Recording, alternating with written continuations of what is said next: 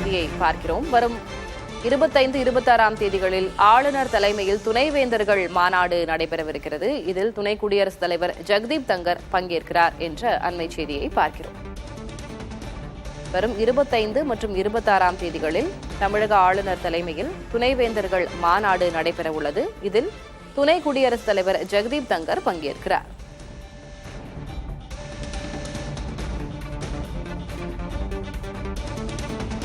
இது தொடர்பான அறிவிப்பினை ஆளுநர் மாளிகை வெளியிட்டிருக்கிறது. ஆளுநர் நடத்தவுள்ள துணைவேந்தர்கள் மாநாட்டில் குடியரசு துணைத் தலைவர் ஜெகதீப் தங்கர் பங்கேற்கிறார் என்று ஆளுநர் மாளிகை செய்திக்குறிப்பில் தெரிவித்திருக்கிறது.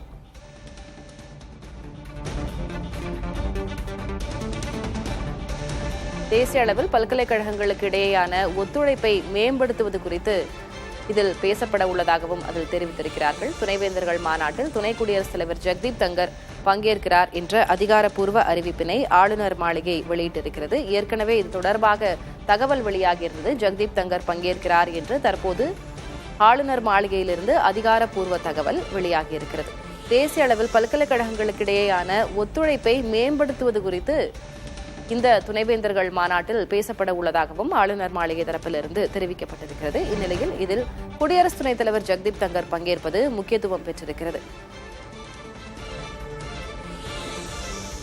ஆளுநருக்கு எதிரான உச்சநீதிமன்ற தீர்ப்பை தொடர்ந்து அது தொடர்பாக விமர்சன கருத்துக்களையும் ஜெகதீப் தங்கர் முன்வைத்திருந்தார் என்பது குறிப்பிடத்தக்கது.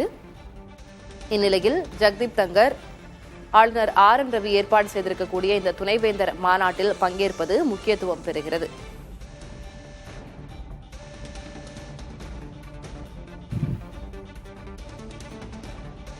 கூடுதல் விவரங்களை வழங்குவதற்காக செய்தியாளர் ஸ்டாலின் இணைந்திருக்கிறார்.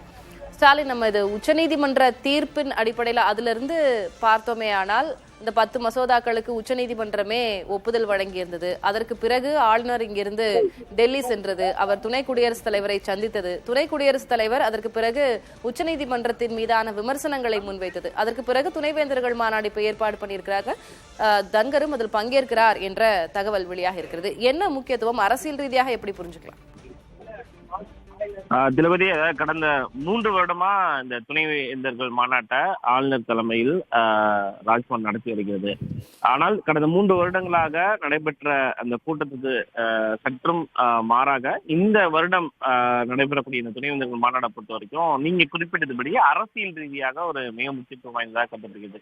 இந்த துணைவேந்தர்கள் நியமனம் தொடர்பான சட்ட மசோதாவை உச்சநீதிமன்றம் ஒப்புதலுக்கு பிறகு இந்த துணைவேந்தர்கள் மாநாட்டை ஆளுநர் கூட்டியிருப்பது என்பது அரசியல் ரீதியாகவும் முக்கியத்துவம் வாய்ந்ததாகத்தான் கருதப்படுது.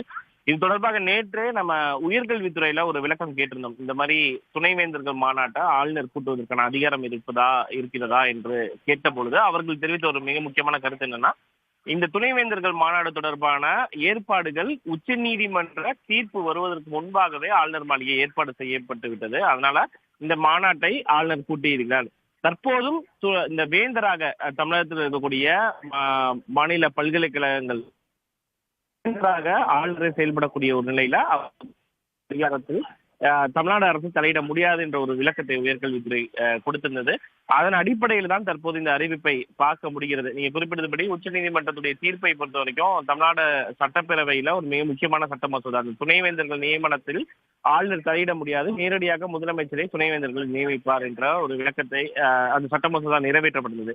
தற்போதும் வேந்தராக துணைவேந்தரை ஆளுநரை தொடர்வார் என்று அந்த சட்ட மசோதாவில் ஏற்கனவே இருக்கக்கூடிய ஒரு சூழல்ல தான் தற்போது இந்த மாநாட்டை ஆளுநர் கூட்டியிருக்கிறார். பல்வேறு மிக முக்கியமான விஷயங்கள், இந்த தேசிய கடன் கட்டமைப்பை நடைமுறைப்படுத்துதல், அதே போல பல்கலைக்கழகங்களிடையேயான கல்விசார் ஒத்துழைப்பு, கற்றல் விளைவுகளை அதிகரிக்க செயற்கை நுண்ணறிவுடைய பயன்பாடு, கல்வி நிறுவனங்களின் நிதி மேலாண்மை, ஆராய்ச்சி சிறப்பம்சங்கள் உள்ளிட்ட பல்வேறு விஷயங்களை முன்னிறுத்தி இந்த மாநாட்டில் கலந்தாலோசனைகள் மேற்கொள்ளப்படும்.